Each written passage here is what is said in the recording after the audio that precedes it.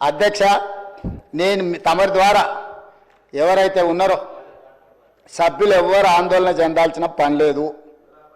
ఏ ఉప ఎన్నికలు రావు,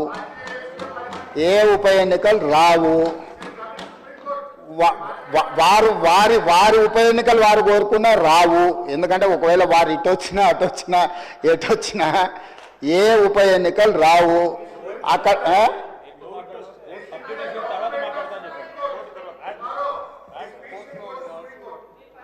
అదేవిధంగా హరీష్ రావు గారు బాగా గుర్తు చేశారు.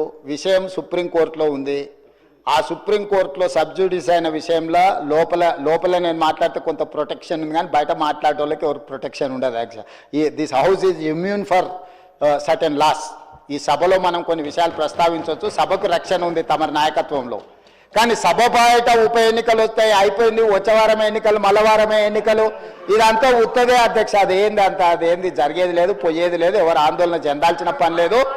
ఎందుకంటే ఉప ఎన్నికల మీద మనం దృష్టి పెట్టాల్సిన అవసరం లేదు.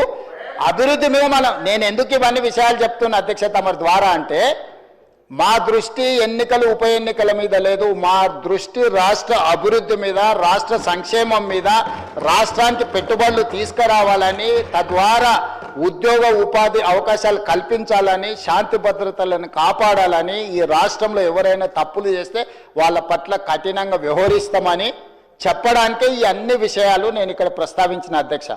అంతకుమించి